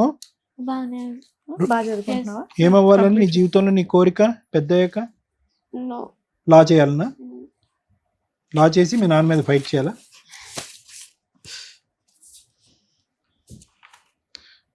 డాక్టర్ అవ్వచ్చు కదరా, డాక్టర్ అయ్యి మీ అమ్మని కాపాడచ్చుగా. ఏమే స్పైన్ కొద్దిగా అరిగింది అంతేనన్నా, ఏం పెద్ద ఇందులో లేదు. మరి నీకు అంత నొప్పి వస్తుంది అంటే సరేలే. కాలు తిమ్మిరి పడుతుంది. ఏది ఎడంకాలా కుడికాలా? కుడి కాలు. కుడికాలు తిమ్మిరి పడుతుందా? ఎక్కడ ఇక్కడి నుంచి కింద వరకునా ఇక్కడి నుంచా? కాలు తిమ్మిరి పడుతుంది. చేతులెత్తి మొక్కుతున్నా సార్ ప్లీజ్. అలాగే నాకు రావాల్సిన వాటా మా డాడీ వాళ్ళు ఏం చేస్తున్నారంటే పెద్దమ్మ మీద రాపిస్తున్నారు, నాకు రావద్దు అని. మా ఇద్దరు అన్నయ్య 2.5 ఎకరం ఉంది, అది నాకు 10 గుంటలు మాత్రమే రాసిచ్చారు. నాకు మంచి చెడు ఎవరు చూసేవారు లేరు, నా కన్న తల్లి తప్ప. అంతవరకు అర్థమైంది. ఒక నిమిషం, అంతవరకు అర్థమైందమ్మా. మీ ఇద్దరికి మా పూర్తి సానుభూతి సపోర్ట్ అనేది ఉంటుంది. కానీ ఒకటి, అమ్మ అమాయకత్వము, నువ్వు చదువుకున్న దానివి, మీరు ఆ ఇంట్లోనే ఆ గూట్లోనే మీరు ఉన్నారు. మీరు ఇక్కడికి వచ్చి టీవీ షో ఎదుర్కొంటా కనిపించి ఆ కుటుంబం గురించి మొత్తం ఇలా మాట్లాడి మీ నాన్న గురించి మాట్లాడితే ఏ మొహం పెట్టుకుని వెనక్కి వెళ్తారా మీరు? ఇబ్బంది అవ్వదు అక్కడ? ఆల్రెడీ మీకు షెల్టర్ ఇచ్చారు ఉన్నంతలో సపోర్ట్. అవి మీరు మీ అమ్మ చెప్పినవి కాదమ్మా. కానీ నువ్వు ఒక లా చేస్తాను అన్నావు కదా, నీకు ఇన్స్పిరేషన్ ఉందిగా. ఆలోచన విధానం ఇది కాదు. ఆవిడ కష్టం ఆవిడదే. నువ్వు పర్ఫెక్ట్ గా చదువుకొని మీ అమ్మను పోషించడం ఎట్లా అని ఆలోచించినా. ఈ ఆస్తులు నీకు సంబంధించినవి కాదు, వస్తే వచ్చినాయి లేకపోతే లేదు. ఇంకో 5 ఏళ్ళు అడిగితే నువ్వే జాబ్ చేసి మీ అమ్మను పోషించగలవు. ఆవిడ చేసిన మిస్టేక్ అవి, నీ తలకి చుట్టుకోవడానికి లేదు. చదువుకో అమ్మా, చదువుకో, ఫస్ట్ కాన్సన్ట్రేట్ చేయి. ఆవిడ ప్రిపేర్ చేసిన డైలాగులు లాగా ఉంటాయి తప్ప నువ్వు అంత ఎమోషన్ అయ్యేంత కేసు కాదు నాన్న ఇది. మనకి ఎంత అర్హతో అంతే. అట్లాగే నాన్న చేద్దాము, మీరైతే అక్కడ కూర్చోండి. ఒకటమ్మా, నువ్వు 6 సంవత్సరాలు 5 సంవత్సరాలు బట్టి ఇంటి బయట ఉండి హాస్టల్లో ఉండి చదువుకుంటున్నావు. దయచేసి నీ మనసును పొల్యూట్ చేసుకోవద్దు. నువ్వు ఏడుస్తున్నావు, బాధపడుతున్నావు కరెక్టే, కానీ ఇది ఒక పెద్ద చిక్కుముడి సమస్య. ఇందులో నువ్వు తలపెట్టావు అనుకో, ఇమోషనల్ గా డిప్రెస్ అవుతావు, చదువు కాస్త అటకెక్కుతుంది. నీ లైఫ్ కాదు, నీ ఇది కాదు. అర్థం మంచిగా మేము చెప్తున్నాం వినండి, అక్కడ కూర్చొని వినండి. అది ఎలా జరుగుతుందో మేము చూసుకుంటాం. ఇందులో ఎక్కువ తలమనుకలావుకు. మీ అమ్మకంటే ఎక్కువ నువ్వు బాధపడుతున్నావు. నువ్వు చూసింది ఎంత, మీ అమ్మ ఎంతకంటే ఎక్కువ చూసింది అక్కడ. వెళ్ళమ్మా, నువ్వు అక్కడికి వెళ్ళి ఉండు, కూర్చో. నువ్వు కూర్చుని నువ్వు విను మేము ఏం చెప్తున్నావు, ఎక్కువ నువ్వు ఇన్వాల్వ్ అవ్వద్దు. మేడం, మీ అమ్మాయి అడిగింది అది, ఇవి రాసి ఇచ్చినవి మాకు ఇంప్లిమెంట్ చేయించండి. వాళ్ళు 2.5 ఎకరాలు వాళ్ళ దగ్గరే ఉండిపోయినాయి, మాకు దీని ప్రకారం ఇప్పించమంటారా, చట్ట ప్రకారం ఎంత వస్తుందో అంత అని అడుగుతున్నారా? మేడం, మీ న్యాయం ప్రకారంగా ఎంత వస్తుంది పాపకి అలా? సరే, ఇక్కడ ఆల్రెడీ ఒక 20 మంది 10 మంది ఉండి సెటిల్మెంట్ చేశారు. మీకు అక్కడ అవ్వాలి, కోర్టుకి వెళ్తే అయిపోతుంది కదా, ఎందుకు ఇక్కడ దాకా వచ్చారు? రోజు టార్చర్. ఎందుకంటే పాపకి 2-3 లక్షలు ఇచ్చి ఎవరినో ఒకరిని చేసేస్తాను, చదివియ్యను. నేను చదివియ్యను, నా పిల్లలే చదువుకోవట్లేదు, వాళ్ళే పని చేస్తున్నారు, చదివియ్యను. ఏదో 2-3 లక్షలు ఎవరో వచ్చినప్పుడు ఇస్తాను. ఎవడో పోటీ పడి ఎవరో ఇస్తున్నట్టు నేను ఎందుకు ఇస్తాను? వాళ్ళు ఇచ్చినట్టు, వాళ్ళు బాగా ఇస్తున్నట్టు నేను ఎందుకు ఇస్తాను? ఎవరినో ఒకరిని చూసి ఇచ్చేస్తాను అలా అంటున్నారు సార్. పైగా ఇప్పుడు అక్కడ అందరూ టార్చర్ చేసేవాళ్ళే. ఇక ఎవరు నన్ను చూసుకోవట్లేదు, పాపని చూసుకోవట్లేదు. ఏదైనా ఉంటే సెటిల్మెంట్ చేస్తే నేను పాప వేరే చోట ఎక్కడైనా బతుకుతాం. మాట్లాడమంటారా? మాట్లాడండి మేడం. పర్వాలేదా? మీకేం ఇబ్బంది లేదు? నాకేం ఇబ్బంది లేదు మేడం. తెలుసా మీ ఇంట్లో వాళ్ళకి? అంటే నేను మా ఇంట్లో వాళ్ళకి ఎవరికి చెప్పలేదు, ఎందుకంటే రానియ్యరు నన్ను ఇక్కడ దాకా. మీ ఆయనకి తెలుసా అమ్మా మీరు ఇక్కడ వస్తున్నట్టు? మా ఆయనకు కూడా తెలియదు. అమ్మా, ఇది ఎంత రిస్కో తెలుసా? మీ ఇద్దరు చేసేటటువంటి పని. ఈ రోజు మీ వెనకట్లు నేను రమ్య మేడం పోలీసుల్లో ఖమ్మం వరకు వస్తారు అనుకున్నారా? ఎల్లకాలం అక్కడ కూర్చుంటా అంటాడా? ఊరు పెద్దలు రోజు మొహాలు అక్కడ బాధ నేను భరించలేకపోతున్నా. ఏం బాధమ్మా? బాధ అంటే ఏంటో తెలుసా? కొంచెం అది నీకు ఆస్తి కావాలి అనే బాధ గురించి నువ్వు మాట్లాడలేదు. లేదు సార్, నేను ఆస్తి కాదు సార్. కొంచెం అక్కడ ఉంటున్నా కూడా మనుషుల్లో వాళ్ళ మనుషుల లెక్క మమ్మల్ని చూడట్లేదు. అక్కడ ఎందుకు ఉండడం? పక్కకి వెళ్ళి పని చేసుకుంటూ నువ్వు నీ బిడ్డ హాయిగా ఉండొచ్చు కదా. ఇప్పుడు వరకు నీకు అతని దగ్గర నుంచి వచ్చినటువంటి ఆధారం సపోర్ట్ ఏమీ లేదు సార్. మరి దేని గురించి నువ్వు ప్రాధాయపడుతున్నావు? దేని గురించి? అంటే అమ్మాయి కొంచెం ఫ్యూచర్ ఉంది కదా, ఏదైనా మీ న్యాయం ప్రకారంగా ఏదైనా ఇప్పిస్తే అది కొంచెం పాపతో నేను ఉషా గారు చెప్పి రావటం మంచిది. మనస్ఫూర్తిగా నేను చెప్తున్నాను, చెప్పి రావాలమ్మా. ఈ రోజు ఆ అది ఇంటికి ఎక్కడికైనా వెళ్ళాలి. వెళ్దామంటే నేను చంపిస్తాను అది ఇది అని మరి బెదిరిస్తున్నారు ఇప్పుడు ఎలా కదా. వచ్చారు అంత దూరం నుంచి ఇక్కడ? అందుకని కొంచెం సపోర్ట్ ఉంటారని. ఇంత దూరం ఏమని చెప్పొచ్చారు మరి? అడుగుతారు కదా ఎక్కడికి వెళ్ళారని. మేడం లాస్ట్ లో మేము చెప్పిన తర్వాత మీకు అర్థం అవుతుంది ఆ, ఫోన్ చేయాలా వద్దా అని డెసిషన్ తీసుకొని Decision చెప్పండి. తీసుకున్నప్పుడు మమ్మల్ని నమ్ముకొని వచ్చారు కదా, చేసి- ఫోన్ చేస్తే ఎంత డేంజరో ఎక్స్ప్లెయిన్ చేస్తాము, ఫోన్ చేయకుండా లీగల్ గా ఎలా వెళ్ళాలి ఏంటి, ఉచితంగా ఎలా జరుగుతుందో ఎక్స్ప్లెయిన్ చేస్తాం. అంతే మేడం. ఓకేనా? చాలా బాగా Better. చెప్పారు మేడం, కరెక్ట్ గా చెప్పారు సార్ మేడం. మేడం ఇప్పుడు ఉష గారు కానీ వాళ్ళ బిడ్డ పరిస్థితి చూస్తుంటే నిజంగా చాలా బాధగా ఉంది. ఎందుకంటే ఇప్పుడు ఈ బిడ్డ వయసు అప్పుడు ఈవిడికి పెళ్లి చేశారు మేడం. అవును. సుమారుగా చూసుకుంటే కనుక ఈ బిడ్డ వయసు అప్పుడు, చదువుకునేటటువంటి ఈ వయసు అప్పుడు ఇంటి పరిస్థితి బాగాలేకో తాగి తిరిగేటటువంటి తండ్రో లేదంటే పట్టించుకున్న నలుగురు ఆడపిల్లమ్మ, అబ్బాయిలు ఎవరు లేరు మీకు. లేరు సార్. సో వీళ్ళు ఎవరు ఎప్పుడు ముందెళ్తే బెటర్, ఎవరు ఎప్పుడు ముందెళ్తే బెటర్ అనేటటువంటిది కాదు సార్. అతను కరెక్ట్గా అనుకున్నట్టుగానే మీ నాన్నగారిని అతను బుట్టలో వేశాడు. ఎవరు ఈ పెద్ద ఆయన వచ్చి, నీ భర్త ఎవరైతే వచ్చి ఆ గుడ్డి మాటలు అతను నమ్మాడు. నీకు చిన్న వయసు, నీకేమీ తెలియనటువంటి వయసు, తండ్రి చనిపోయాడు. ఉన్నా కూడా పెద్ద గొప్పగా ఏం జరుగుండేది కాదమ్మా, ఇంకా దగ్గరుండి పెళ్లి చేసి ఉండేవాడేమో అప్పుడంటే కనుక దగ్గర. ఇంకా ఈ మిగతా ఆడపిల్లలు కాబట్టి ఎవరి జీవితాలు వాళ్ళు చూసుకున్నారు. చెల్లమ్మ ఏమో వచ్చి తన జీవితం చిన్నపిల్ల కాబట్టి ఆ అమ్మాయి గురించి మాట్లాడటానికి ఏం లేదు. అండ్ నేను చెప్పేది ఏంటంటే ఉషా, మొదటి నుంచే ఒక వేర్లు లేనటువంటి ఒక మొక్క ఇది, పునాది లేనటువంటి ఒక ఇల్లు ఇది. అవును సార్. అంటే ఇది ఎప్పుడైనా కూడా పేకమాయలాగా కూలిపోవలసింది. ఈరోజు అంతవరకు నిజమే, అంతవరకు మనందరికీ అర్థమయ్యేటటువంటి ఒక వాస్తవ గాథ. ఈరోజు ఏంటి, అరే ఇదేంటి 16 సంవత్సరాల అమ్మాయికి 30 సంవత్సరాల వ్యక్తినిచ్చి చేయటం ఏంటి, అతను అది ఉంది ఇది ఉంది అని చెప్పి ఒక మూల నీళ్ళని పడేసి ఆడపిల్ల గురించే పెళ్లి, నాకు అది కూడా నేను నమ్మనమ్మా. ఆడపిల్ల గురించి పెళ్లి చేసుకున్నాడు అనే మాట కూడా నమ్మను. ఆ మాటతో ఏంటంటే ఆ సాకుతో ప్రపంచాన్ని నమ్మించే దాని గురించి అతనికి ఉండేటటువంటి విచ్చలవిడితనం, అంటే ఏదైతే ఇప్పుడు నా తర్వాత ఇంకో ఆమె కూడా ఎంటర్ అయింది, నన్ను ఆ ఇంకో ఆమెను కూడా మొదట ఆవిడని ఎంటర్టైన్ చేస్తున్నాను అంటున్నావు చూడు. సో ఇది లోకానికి, ప్రపంచానికి, కుటుంబానికి చెప్పేటటువంటి కబుర్లే కానీ ఇవేమీ వాస్తవంగా ఒక ఆడపిల్ల గురించి పెళ్లి చేసుకున్నాను అనేటటువంటి కాకమ్మ కబుర్లు నమ్మేదానికి ఈ వేదిక లేదు, ఎవరూ నమ్మరు కూడా.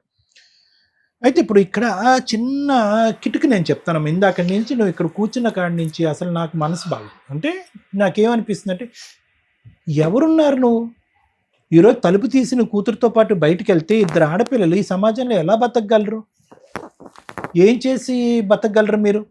అంటే ఒకప్పుడు నీ ఫ్యామిలీ సపోర్ట్ ఉందనుకోండి అమ్మ. ఇందాక ఒక మాట అడిగాము, అమ్మ హాస్పిటల్లో నువ్వు మా ఆయన రాలేదు అని అన్నావు. మీ ఆయన ఇప్పుడు రాలేదు, అప్పుడు రాలేదు, ఎప్పుడూ రాడు. అతని యొక్క వ్యక్తిత్వం మీకు పట్టుమని ఒక ముద్ద అన్నం తినిపించడు, ఒక గుడ్డ కొనివ్వడు, పిల్లకి ఫీజు కట్టినటువంటి వ్యక్తి హాస్పిటల్కి వచ్చి నేను ఓదారుస్తాడని నేనైతే అనుకోవట్లేదు. సరే, ఐఓసి ప్రకారం ఎల్ఓసి ప్రకారం నీకు అయ్యింది, గాల్ బ్లాడర్ సర్జరీ కాస్త అయ్యింది. బిడ్డ వచ్చి ఇక్కడ కూర్చుని ఏమంటుందంటే, మా అమ్మ పరిస్థితి బాగాలేదు, ఎంతకాలం పనిచేస్తుందో తెలియదండి, ఇటువంటి పరిస్థితుల్లో నా భవిష్యత్తు ఏంటి, మా అమ్మ భవిష్యత్తు ఏంటి అని అడుగుతుంది. ఇప్పుడు వరకు ఒక ప్రయాణం అనేది నడిచిందమ్మా, మీది మీ బిడ్డది. ఓకే, ఎక్కడో ఆ అమ్మాయి చదువుకుంటుంది, దేవుడి దయ వల్ల చదువుకుంటుంది, మిషనరీ స్కూల్లో ఎక్కడో 16,000 సంవత్సరంతో అక్కడ అయిపోతుంది. అది నీకు పెట్టే కెపాసిటీ ఉంది. నీకు కూడా ఇప్పుడు ప్రాణాంతకమైనటువంటి జబ్బు ఏమీ లేదమ్మా. నీకు ఫిట్స్ వచ్చి 2 years బ్యాక్ అయ్యింది, ఫిట్స్ క్లియర్ అయ్యింది, కోమాలోంచి బయటకు వచ్చేసావు. 2 years పాటు ఏ మందులో అక్కర్లేదన్నావు. గాల్ బ్లాడర్లో ఒక స్టోన్ అనేటటువంటిది ఒక మామూలు సర్జరీ, అంటే నాకు తెలిసినంత వరకు అది తీసేశారు. ఇక్కడ కావాల్సింది ఏంటంటే తెలుసా, మనోధైర్యం అనేటటువంటిది కావాలి. ఇక్కడ మీరు దేని గురించి పోరాడుతున్నారో నాకు తెలియదు. ఓకే, ఆస్తి గురించి పోరాడుతున్నారు, మాకు కావాల్సినటువంటి డబ్బుల గురించి పోరాడుతున్నారంటే అది ఏ విధంగా ముందుకెళ్ళాలి అనేది రమ్య మేడం చెప్తారు. కానీ నేను ఇక్కడ మాట్లాడేటటువంటిది ఏంటంటే, ఈరోజు ఇక్కడికి వచ్చి కూర్చున్నారు, చాలా రిస్క్ అనమాట. మీరు మాస్క్ తీసేసి కూర్చున్నా అన్నటువంటి వాళ్ళని మేము ఏమన్నా అంటే వద్దు లేండి, పిచ్చాగిచ్చా మీకు మాస్క్ పెట్టుకోండి, మీ మొహం ఎవరికి చూపెట్టక్కర్లేదు అన్నారు. ఈరోజు ప్లస్ మీరేమంటున్నారు, బయటకి అడుగు పెడితేనే చంపేస్తాడండి మా ఆయన, చెప్పా పెట్టకుండా బయటకు వస్తేనంటే అనేటటువంటి మీరు ఈరోజు ఖమ్మం నుంచి హైదరాబాద్ వచ్చేసి ఈ స్టూడియోలో ఇక్కడ కూర్చున్నారు. అంటే నార్మల్గా ఒక 10-20% రిస్క్ ఉండేటటువంటి మీ జీవితాలని మీరిద్దరూ కూడా 100% రిస్క్లోకి తీసుకెళ్ళిపోతున్నారు. అది కూడా మా వేదికను నమ్ముకుని వచ్చి. మేమేమి ఇక్కడ పోలీసింగ్ చేయలేము, ఇక్కడ సెక్యూరిటీ గార్డ్ లాగా మీకు ఆ పాత్ర నిర్వర్తించలేము. మమ్మల్ని మేము ఇక్కడ ఉండేటటువంటి స్థానం ఏంటంటే ఒక దారి దిశ చెప్పటం గురించే మేము ఉన్నామే కానీ ఎల్లకాలం మీకు సెక్యూరిటీగా ఇచ్చేటటువంటి వ్యక్తులం మేము కావు. 10-12 మంది సాక్షి సంతకాలు పెట్టినటువంటి ఆ పేపర్నే మీ భర్త గౌరవించలేదు. ఈరోజు ఎవరైతే కనుక అక్కడ పెద్ద మనుషులుగా వ్యవహరించి వాళ్ళని అడిగేటటువంటి నాదుడే లేదు, దిక్కే లేదు. ఈరోజు ఇక్కడికి వస్తున్నారు అని చెప్తే కనుక ఏదో అంటారు చూడండి, పెన్నం మించి పొయ్యిలో పెట్టినట్టు అవుతుంది మీ పరిస్థితి. ఇందాక నేను ఇంకో మాట కూడా అన్నాను, పుట్టింటికి సంబంధించినటువంటి సపోర్ట్ ఉంటే కనుక ఈరోజు మీరిద్దరు కాలర్ ఎగరేసుకుని వెళ్ళి నిలదీయచ్చు ఆ మనిషిని, ఏంటి వ్యవహారం, ఏంటి నడుస్తుందని చెప్పి. మీరు 16 సంవత్సరాల పాటు 17 సంవత్సరాల పాటు మీరు గొంతు విప్పకుండా ఎందుకు మాట్లాడారు అంటే కనుక మీకు ఆల్టర్నేటివ్ సోర్స్ ఆఫ్ లివింగ్, వేరే చోటకి వెళ్ళి ఉండేటటువంటి పరిస్థితి, ఒక సామాజిక పరమైనటువంటి సెక్యూరిటీ, ఒక గొడుగు పెట్టేటటువంటి ఒక నాదుడు లేకపోవటం వల్ల ఈ 16 సంవత్సరాలు, అంతే కదమ్మా. ఈ 16 సంవత్సరాల పాటు ఎందుకమ్మా గొంతులో ఉండేటటువంటి భావాన్ని మింగేసి ఉన్నారు. కానీ దాని ప్రతిఫలంగా మీకు ఒకటి వచ్చింది. ఏమొచ్చింది? ఒక ఆడపిల్లకు ఒక తండ్రి ఉన్నాడు, ఓకే, ఆవిడకు ఒక భర్త ఉన్నాడు చెప్తున్నాను. అలా కాకుండా సార్ ఇతను రూపాయి పెట్టడు, బట్ట కొనేవాడు, ఒక గూడు అనేది ఇచ్చాడు, తాగొచ్చి హింస పెడతాడు, నానా చివాట్లు పెడుతున్నాడు, మాకు ప్రాణభయం ఉంది, ఎక్కడికి వెళ్ళి బతకాలో లేదు అంటే కనుక ఈ క్షణాన్న మిమ్మల్ని సమర్థిస్తూ అతనితో మాట్లాడి, ఏమయ్యా ఏం చేస్తున్నావు, నీ మీద ఏ కేసులు పెట్టాలి అనేటటువంటి విధంగా అతను భయపెట్టి బెదిరించో ఇంకో మాట చేసి ఉండేవారు. కానీ ఈరోజు మీరు కుక్కిన పెయిన్ లాగా అక్కడ పడి ఉండటం వల్ల దీన్ని నేను యూజువల్గా సమర్థించనమ్మా. కానీ ఈరోజు మీ ఇద్దరి యొక్క భవిష్యత్తు దృష్ట్యా ఆలోచించి ఈ ఒడ్డు బాగాలేదు అని అంటున్నారు. ఈ చెరువు దాటిన తర్వాత ఆ ఒడ్డు ఎలా ఉందో మీకు తెలుసా? ఈరోజు ఇక్కడ వచ్చి కూర్చున్నారు, ఎవరి గురించి అక్కడికి వెళ్ళి కూర్చున్నారు, you don't come in to my house, get out అని అన్నాడు అనుకోండి మీ భర్త, ఎక్కడికి వెళ్తారమ్మా మీరు ఈ రాత్రి? ఎంత రిస్కో తెలుసా? అంటే మీరు చిన్న గోటుతో పోయేటటువంటి దానికి గొడ్డలతో తీసుకొచ్చేటటువంటి పరిస్థితికి తెచ్చుకున్నారు. కాబట్టి ఇక్కడ నాకు ప్రత్యక్షంగా కనిపించేది ఏంటో తెలుసా? ఈరోజు ఇందాక ఒక అమ్మాయిని అడిగాను, అమ్మ నువ్వు చదువుకున్న అమ్మాయి అమ్మ 10th grade వరకు 15 years నీకు, మీ అమ్మాయి తెలివి తక్కువగా తెలుసో తెలియక ఇక్కడికి వచ్చి కూర్చుంది, మానసికంగా కూడా మీ అమ్మ పరిస్థితి బాగాలేనట్టుంది, ఏ ఉద్దేశంతో మీరు తీసుకొచ్చారంటే కనుక మాకు న్యాయం కావాలి అంటున్నారు. ఏం న్యాయం కావాలి? ఎటువంటి న్యాయం కావాలి? న్యాయం నుంచి అన్యాయం పొజిషన్ నుంచి, సెక్యూరిటీ నుంచి ఇన్సెక్యూరిటీ పొజిషన్ నుంచి, తెలిసిన ప్రపంచం నుంచి తెలియని ప్రపంచంలోకి మీరు వెళ్ళిపోతున్నారు. ఈరోజు ఫైట్ చేద్దాం, పోరాడదాం, ఆస్తి గురించి పోరాడదాం, మానసిక పరమైనటువంటి ప్రశాంతత గురించి పోరాడదాం. కానీ ఇలా రావటం వల్ల ఏమవుతుందంటే మీరు ఇంకా మేము ఇది డిస్క్లోజ్ చేయట్లేదు, మీ పేర్లు కానీ ఇవన్నీ డిస్క్లోజ్ చేయకుండా అది కట్ చేసి కన్సీల్ చేసేటటువంటి ప్రయత్నం ఎందుకు చేస్తున్నారంటే కనుక ఇంకా వెనక్కి వెళ్ళిన తర్వాత మీ పరిస్థితి జటిలం అవ్వదు. ఈరోజు మీ భర్త అంటాడు, మీ అమ్మాయి తండ్రి అంటాడు, get out, I'm not going to take care of you. మీకేమి అంటే కేర్ అంటే కనుక మీ ఉద్దేశంలో ఏంటంటే తిండి అది అలాగే ఇవ్వట్లేదు, అసలు ఆ గూడు కూడా లేదు, మీరు రోడ్డు మీద వెళ్ళి బతకండి అని అంటాడు. చెప్తున్నానమ్మా, ఆ పరిస్థితిని ఒక్కసారి కళ్ళు మూసుకుని ఊహించుకోండి, తట్టుకోలేరు మీరిద్దరు. అది సార్ ఆ గూడు కూడా మా మరిది గారిది, అది ఆయన కూడా నేను షాప్ పెట్టాలి, ఇంట్లో నుంచి బయటికి వెళ్ళు అంటున్నారు. అమ్మ మరిది గారిదైనా ఎవరిదైనా మీ హస్బెండ్ యొక్క పర్మిషన్ ఉంటేనే మీరు అక్కడ ఉంటున్నారుగా. ఈరోజు మీ హస్బెండ్కి ఇంకా కోపం వచ్చి ఆ గూడు కూడా లేదు అని చెప్పి మరిది గారితో చెప్పి మిమ్మల్ని బయట పంపిస్తే అది నేను ఒక్కసారి ఊహించుకోమంటున్నాను. అతనితో ఇంకా శత్రుత్వం పెంచుకునేటటువంటి పరిస్థితిని తెచ్చుకోవద్దు. ఈరోజు మీకు ప్రధానంగా కావాల్సింది ఏంటంటే సామాజిక పరమైనటువంటి భద్రత కావాలి ఇద్దరు ఆడవాళ్ళకి. అతను ఎవరో పెద్ద ఆయన అక్కడ వచ్చి కూర్చున్నాడు, అతను ఎంతకాలం నిలబడతాడు? ఎవరు ఉండరు. మీరిద్దరు ఎన్ని సముద్రాలు ఈడుతారు? ఆ అమ్మాయి లాయర్ అవ్వాలి అనుకుంటున్నారు, బోల్డ్ అంత భవిష్యత్తు కళ్ళగంటుంది ఆ అమ్మాయి. ఈరోజు ఇవన్నీ కావాలి అంటే దీనికి ఒక కుటుంబం కావాలి. ఇక్కడ హింసలు జరగలే, హత్యలు జరగలే, ఫిజికల్ టార్చర్ లేదు, ఇక్కడ మానసికంగా నిన్ను దూరం పెట్టారు. దానికి ఎలా పోరాడాలి, ఆస్తిపరంగా ఏం ఫైటింగ్ చేయాలన్నది ఆలోచిద్దాం. కానీ కంప్లీట్గా ఇలా చిన్న తాడుతో ఏలాడేటటువంటి మీరు కత్తిరి తీసుకుని ఆ తాడుని కూడా కట్ చేసుకోవద్దు అనేటటువంటిది నా విజ్ఞప్తి. దయచేసి ఆలోచించుకోండి. ఇది ఫైటింగ్ చేద్దాం, కానీ ఏంటంటే ఉన్న పరిస్థితి నుంచి ఇంకా దిగజారేటటువంటి పరిస్థితిని తెచ్చుకోవద్దు. మీ ఇద్దరు చాలా అంటే చాలా డిప్రెషన్లో ఉన్నారు, మానసిక వేదనలో ఉన్నారు. ఆ డిప్రెషన్ అది తొలగించి మీరు ఆలోచించగలిగితే కనుక మీ పోరాటం క్లియర్ కట్గా ఎలా వెళ్ళాలనేటటువంటిది, ఏ దారిని వెళ్ళాలన్నది మీకు అర్థం అవుతుంది. Thank you sir. కొంచెం బాధగా అనిపిస్తుంది ఎపిసోడ్ మనం ఏదైతే చూస్తున్నాం. ఇందాక సార్ చెప్పారు వాళ్ళిద్దరూ డిప్రెషన్లో నిజం, ఎందుకంటే చూస్తే మనకే అర్థమైపోతుంది. ఎక్కడ మెడికల్గా పెద్ద తెలియాల్సిన అవసరం కూడా లేదు. సార్ ఎక్స్పర్ట్, ఇంకొంచెం ఈజీగా ఎవిడెన్స్ తోటి మాట్లాడుతుంది. సెకండ్ మ్యారేజ్లు చేసుకుంటే మీ అవసరాల కోసం మీరు సెకండ్ మ్యారేజ్ చేసుకుంటున్నారు, కానీ దాని పర్యవసానం ఎవరు అనుభవిస్తున్నారు? మీ పిల్లలు. ఈ రోజున ఒక 15 ఏళ్ల పిల్ల వచ్చి ఆవిడ బాధపడుతున్న విధానం ఎలా ఉందంటే, వాళ్ళమ్మ 15 ఏళ్ళు 16 ఏళ్ల నుంచి పడిన బాధని ఆ అమ్మాయి ఒక్కతే ఎక్స్ప్రెస్ చేస్తుంది. అంటే పిల్లలు ఇక్కడ టాయ్ అయిపోతున్నారు. ఒకవేళ భర్తతో ఈవిడ విడిపోయిందే అనుకోండి, తండ్రి పేరు కూడా పెట్టని కేసులు చాలా మందికి ఉంటున్నాయి. నాకు తండ్రి పేరు కావాలండి ఎలా అని 15 ఏళ్ల తర్వాత 20 ఏళ్ల తర్వాత అడుగుతున్న వాళ్ళు ఉన్నారు. అంటే ఒక స్త్రీ కానీ ఒక పురుషుడు కానీ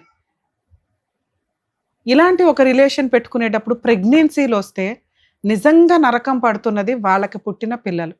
ప్రాపర్ లీగల్ మ్యారేజ్ లేదు, చట్టం మనకేం పెద్ద ఫెసిలిటీస్ ఇవ్వదు. 2 పుట్టిన పిల్లలకి ఫస్ట్ భార్య పిల్లలు కానీ ఫస్ట్ భార్య కానీ విలన్స్ లాగా చూస్తూ ఉంటారు. అది ఎంత ఇన్సెక్యూర్ పడతారో తెలుసా ఆ పిల్లలు. సెకండ్ భార్యకు సంబంధించిన పిల్లలు కానీ సెకండ్ భార్య కానీ, ఎందుకమ్మా మీ అవసరాల కోసం మీరు సెకండ్ పెళ్ళిళ్ళు చేసేసుకొని ఆ రోజుకి మీ కంఫర్ట్ జోన్. ఈ కేసే మనం ఎగ్జాంపుల్గా తీసుకుంటే తండ్రి ప్రాపర్గా లేరు, తల్లి ప్రాపర్గా లేదు, ఉన్నదంతా ఇంటి నిండా ఆడపిల్లలు. వాళ్ళు కూడా బాగానే సెటిల్ అయ్యి ఒక స్టేజ్కి వెళ్ళొచ్చు. అందరూ అమాయకులే, నాకు తెలిసినంత వరకు అందరూ అమాయకులే. ఆ అమాయకత్వంలో వాళ్ళకి ఆ రోజున ఉన్న అవసరం అవకాశం ఏంటి? ఫలానా మ్యారేజ్ అయిపోయి 2 పిల్లలు ఉన్న వ్యక్తి నేను చేసుకుంటానమ్మా, నిన్ను చూసుకోగలను తప్ప నీకు నా ఫస్ట్ భార్యకి ఇచ్చినంత సింహాసనం ఇవ్వను అనే చెప్పారు. చేసుకునేటప్పుడు ఈ కేసులో అలా చెప్పాడు. 2వ కేసులో కానీ 3వ కేసులో కానీ 100వ కేసులో కానీ ఏం జరిగిద్దంటే ఇంతే. ఆ టైంకి మోహం, ప్రేమ, అవసరం, అవకాశం, సెకండ్ మ్యారేజ్లు చేసుకోవడానికి రీజన్స్, మోసం, లవ్ ఇవన్నీ యాడ్ అవుతుంటాయి. సెకండ్ మ్యారేజ్ చేసుకున్న అమ్మాయి ముందే డెసిషన్ తీసుకోండి. జెంట్స్ ఇలాంటి కేసుల్లో యూజ్ అండ్ త్రో లాగానే ఉంటే నా లైఫ్ ఏంటి? అన్ని కేసులు ఇప్పుడు మనం కొంతమందిని చూస్తున్నాం, చక్కగా వచ్చి వీడియోలు చేసుకుంటూ వెళ్తూ ఆదర్శ దంపతులా తిరిగే అంత స్టోరీ అందరికీ ఉండదు. ఎందుకంటే ఇక్కడ ఎప్పుడు కూడా ఒక రిలేషన్ని డామినేట్ చేసేది ఫైనాన్స్, డబ్బు. ఈ రోజు వీళ్ళ దగ్గర అంత డబ్బు ఉంటే ఈవిడ రోజు ఇక్కడికి వచ్చి కూర్చునేదే కాదు. ఆయన దగ్గర అంత డబ్బు ఉంటే ఆవిడకి ఇవ్వాల్సినంత ఫస్ట్ భార్యకి ఇచ్చేవాడు, 2వ భార్యకి ఇవ్వాల్సినంత 2వ భార్యకి ఇచ్చేవాడు. ఎక్కడన్నా ఒక జీవితాన్ని మాట్లాడించేది డబ్బు మాత్రమే. ఒక కష్టాన్ని ఉంచాలా తీసేయాలని డిసైడ్ చేసేది డబ్బు మాత్రమే. డబ్బు సంపాదించడం నిజాయితీగా అలా అని కష్టపడితే ఇన్ని సమస్యలు రావు. ఏ సమస్యనే ఫట్ వెళ్ళిపోద్ది అట్లా. అవి కరెక్ట్గా చేసుకోకుండా పిల్లని అట్లా మోటివేట్ చేసే విధానం లేకుండా ఈవిడేం అనలేను నేను, ఎందుకంటే అమాయకురాలు, అంత నాలెడ్జ్ లేదు. కానీ మిగతాయి బాగానే మాట్లాడుతుంది. ఆవిడకి ఉన్న నాలెడ్జ్లో పెళ్లి చేసుకున్నాడు భర్తే చూసుకోవాలి, భర్తే ఆస్తిలో వాటా ఇవ్వాలి, వాళ్ళు ఎట్లా వారసులో నా కూతురు కూడా అలాగే వారసురాలు కదా అని. ఇక్కడ మీకు డౌట్ రావచ్చు, సెకండ్ వైఫ్ పిల్లలు లీగల్ వారసులు కాదా? ఎక్స్ప్లెయిన్ చేస్తా. సెకండ్ భార్యకి వారసత్వ ఆస్తుల్లో ఎటువంటి వాటా రాదు. ఫస్ట్ భార్యకు కూడా వారసత్వ ఆస్తిలో వాటాలు రావు. ఫస్ట్ భార్య పిల్లలకి సెకండ్ భార్య పిల్లలకి వారసత్వ వాటా షేర్ వస్తుంది. మరి యాన్సిస్టర్స్ ప్రాపర్టీ ఎక్కడి నుంచి వచ్చింది? ఇక్కడ మామగారు బతికే ఉన్నారు, ఆయన సెల్ఫ్ ఎక్వైర్డ్ ప్రాపర్టీ. ఆయనకు 2.5 ఎకరాలు ఉన్నాయి. 2.5 ఎకరాలు ఎవరికి ఇవ్వాలి అనేది ఆయన ఇష్టం. ఆయన ఫస్ట్ భార్యకి అంటే కొడుకు యొక్క ఫస్ట్ భార్యకి 2 ఎకరాల 10 గుంటాస్ రాశారు, అంటే 2.5 రాశారు. ఒక పావు ఎకర ఏదైతే ఉందో పావు ఎకర 10 గుంటాస్ సెకండ్ వైఫ్ వల్ల పాపకి రాశారు.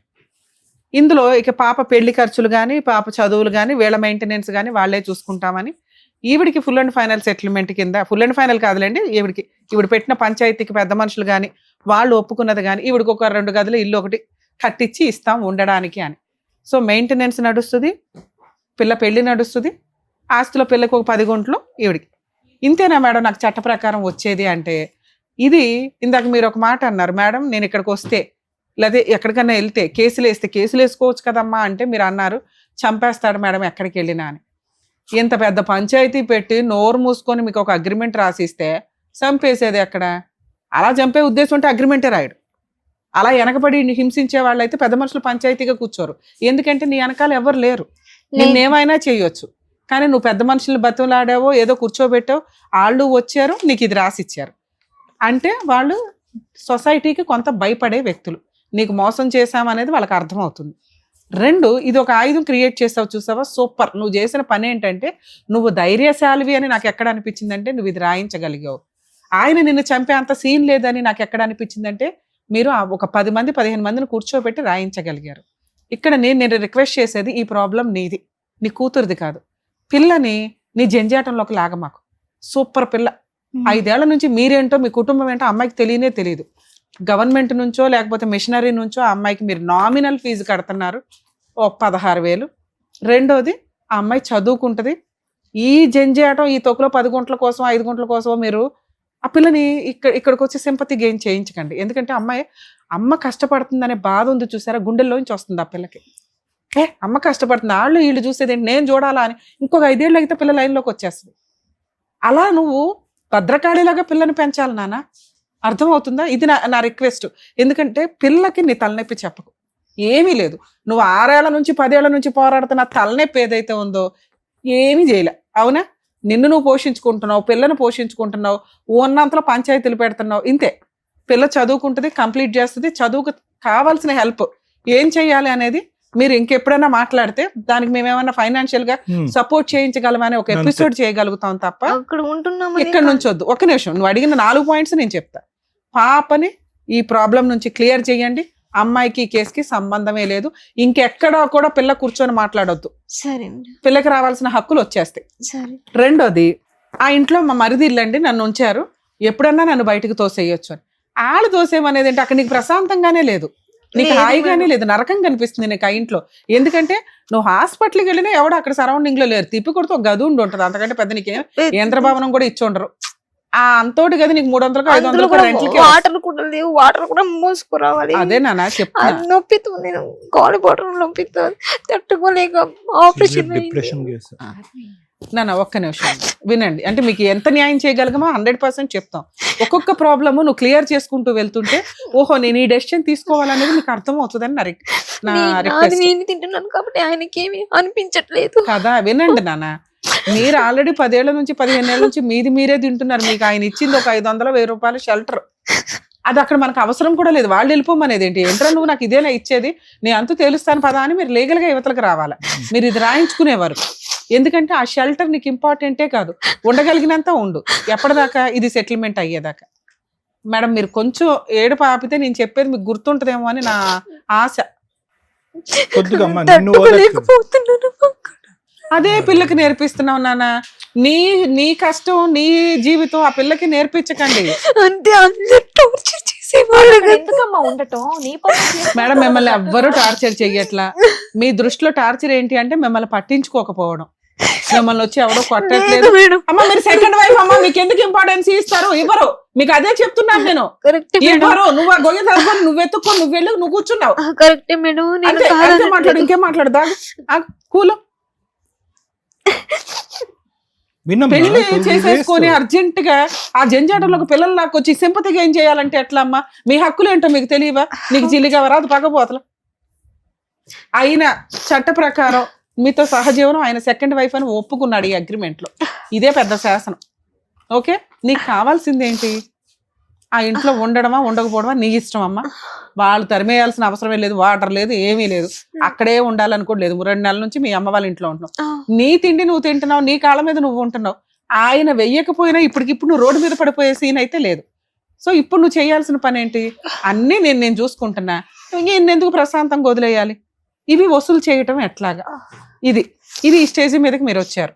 ఇక్కడ మేమేమంటున్నా అంటే సార్ కానీ మేము కానీ బాధపడింది ఇందాక, అరే ఆ ఇంట్లోంచి తరిమేస్తే ఎట్లాగా అని. ముందు అది ఆల్టర్నేట్ చూసుకో. ఆ ఇంట్లోంచి తరిమేసినా పర్వాలేదండి, నేను ధైర్యంగా లీగల్ గానే వెళ్ళాలనుకుంటున్నాను, కానీ నాకు లీగల్ సపోర్ట్ తెలియదు, ఎవరి దగ్గరికి వెళ్ళాలో తెలియదు, అడ్వకేట్ల ఫీజులు పెట్టుకోలేను, నాకు ఇది ఇంప్లిమెంట్ చేయించండి అని నువ్వు అడుగుతున్నావు. ఓకేనా? దానికి నేను చెప్తాను. ఇప్పుడు నీకుండే హక్కులు, పాప ఆల్రెడీ ఇంకా మైనరు, నీకు అమ్మాయికి మెయింటెనెన్స్ కావాలని పిటిషన్ ఫైల్ చేసుకోవచ్చు. ఒకటే కేసు చెప్తున్నా, నేను అన్నీ చెప్పను. డొమెస్టిక్ వైలెన్స్ కేసు అంటారు. దాంట్లో పాపకి నీకు మెయింటెనెన్స్ కేసు వేయొచ్చు, ఇది ఇంప్లిమెంట్ చేయమని అడగొచ్చు. ఓకే, ఇది అడ్మిట్ అయిపోయిన ఫ్యాక్ట్. కోర్టే నీకు రిజిస్ట్రేషన్ కి సంబంధించిన ఆర్డర్స్ అన్ని ఇస్తుంది ఈ కేసులో. మరి నేను ఆ లాయర్ని పెట్టుకోలేను మేడం, మరి అట్లాగా ఖమ్మం నేను అక్కడ దాకా వచ్చి చేయలేను. మా టీంకి సంబంధించిన ఒక నెంబర్ నీకు ఫార్వర్డ్ చేస్తా. మీరు 100% మీ వంతు ప్రయత్నం మీరు చెయ్యండి. ఎక్కడన్నా తేడా కొడితే మేమేం చేయాలో నీకు మళ్ళీ ఫోన్లో చెప్తాం. ఎందుకంటే మీరు ఈ ఒక్క కేసు ఫైల్ చేస్తే మీకు సెటిల్మెంట్ అవుతుంది. దీనికి ముందు నువ్వు చేయాల్సిన పని, పోలీస్ స్టేషన్కి వెళ్ళి ఒక కంప్లైంట్ ఇవ్వు. అక్కడ ఎవరు ఫోన్ నిన్ను ఎంటర్టైన్ చేయట్లా, ఎందుకంటే నువ్వు మాట్లాడే విధానం వాళ్ళకి తెలియపోయింది అనుకో, నాకు ఒక ఫోన్ చేయి, నేను మాట్లాడతా పోలీసులతో. పోలీస్ స్టేషన్ లో నీకు మ్యాటర్ సెటిల్మెంట్ అవుతుంది. ఈ స్టేజ్ మీదకి ఇలాంటి సెన్సిటివ్ కేసులు మాట్లాడలేమ్మా, పిలుచుకొచ్చి వాళ్ళు హర్ట్ అవుతారు. అదే మమ్మల్ని అక్కడే అడిగితే ఇచ్చేవాళ్ళం కదా అండి అని ఇచ్చేవాడా ఇవ్వడం. ఎప్పుడు ఇస్తాడు? లీగల్ దెబ్బ పడినప్పుడు ఇస్తాడు. లీగల్ దెబ్బ ఎట్లా పడుతుంది? నువ్వు పోలీస్ స్టేషన్కి వెళ్ళి కంప్లైంట్ ఇస్తే పడుతుంది. అక్కడ సెటిల్మెంట్ అవ్వకపోతే లీగల్ సెల్ అథారిటీ వాళ్ళ నెంబర్ ఒకటి ఇస్తాను నీకు, వాళ్ళ దగ్గరికి వెళ్ళి ఇట్లా రమ్య మేడం పంపించారండి అంటే మీ తరపు నుంచి ఫ్రీ అడ్వకేట్ని పెట్టి అక్కడ కౌన్సిలింగ్కి పిలుస్తారు. అక్కడ లీగల్గా పిలవడానికి రైట్స్ ఉంటాయి. అర్థమవుతుందా? అతను రాను అంటే మీకు అడ్వకేట్ని పెట్టి ఈ కేసు ఆర్డర్ ద్వారా ఇప్పిస్తాం. కోర్టు దాకా వెళ్ళినప్పుడు మరీ ఇవాళ అయిపోయినంత ఫాస్ట్గా అవ్వకపోవచ్చు, కానీ కొంచెం కోర్టు ప్రొసీడింగ్స్ ప్రకారం నువ్వు లాయర్ని పెట్టుకొని ఫీజు పెడితే ఎంతో అలా అవుతుంది. నిదానంగా, కంగారు పడద్దు. పిల్లకి ఈ కేసుకి సంబంధం లేదు. మరి నాకున్న రైట్స్ ఏంటి? ఇది వసూలు చేసుకోవచ్చు. దీంట్లోనే మీకు చట్ట ప్రకారం ఏ రైట్స్ రావాలో అవి ఇచ్చేశారు. మేడం మరి 10 గుంటలేనా మాకు ఇచ్చేది, 1/4 ఎకరేనా అంటే ఆయన ఆస్తి ఆయన ఇష్టం, ఆయన ఇది ఇచ్చాడు. ఇప్పుడు రివర్స్ అయిపోయాడు అనుకో, ఇది నీకు ఆయుధం. మెయింటెనెన్స్, పిల్లకి పెళ్లి. నేను డీవీసీ కేసు ఎందుకు వేయమన్నానంటే పిల్ల మేజర్ అయిపోయినా కూడా మెయింటెనెన్స్ వసూలు చేయొచ్చు. పిల్ల పెళ్లి వరకు పిల్ల చదువు ఫీజులు వసూలు చేయొచ్చు నువ్వు. ఓకే, ఈయన ఇచ్చేదో రమ్య మేడం ఇప్పించేదో లా కోర్టు ఇప్పిస్తుంది. అర్థమవుతుందా తల్లి? నువ్వు ఇలా వెళ్ళి మాట్లాడితే కోర్టే ఇప్పిస్తే మేము ఆ నెంబర్స్ అవన్నీ నీకు ఫార్వర్డ్ చేస్తాను. వెళ్ళి కేసు వేసుకోండి. 100% మీకు మెయింటెనెన్స్ వస్తుంది, ఆస్తులు రాసి ఇచ్చిన వాటా వస్తుంది, నీకు ఆ 2 గదుల ఇల్లు వస్తుంది. ఈ లోపు ఇల్లు గడవడానికి ఇంటీరియర్ మెయింటెనెన్స్ కూడా వస్తుంది. దానికి తగ్గ లీగల్ సపోర్ట్ మేము చేస్తాం. సరేనా? All the best. మీరు చేస్తారమ్మా?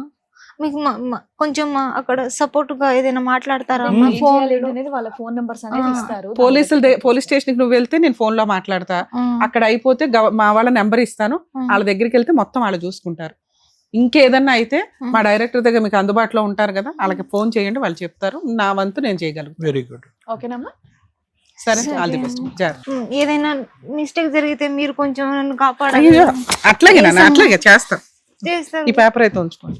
జాగ్రత్త, కాపీస్ తీసి పెట్టుకున్నావా? ఒరిజినల్ తీసి పట్టుకుని తిరుగుతున్నారు. తీసి పెట్టుకున్నారా? సరే వెళ్ళండి, జాగ్రత్త. వెళ్ళండి. సో వాళ్ళ సమస్యలు ఇంట్లో పెద్దవాళ్ళు కూడా తీర్చలేకపోతున్నారు. ఎలాగన్నా మీరు తీర్చండి అని చెప్పేసి ఈ వేదిక నమ్ముకొని వచ్చినటువంటి ఉషా గారికి న్యాయం చేసినందుకు thank you so much doctor గారు. Thank you so much advocate madam. మరో కథతో మళ్ళీ కలుద్దాం.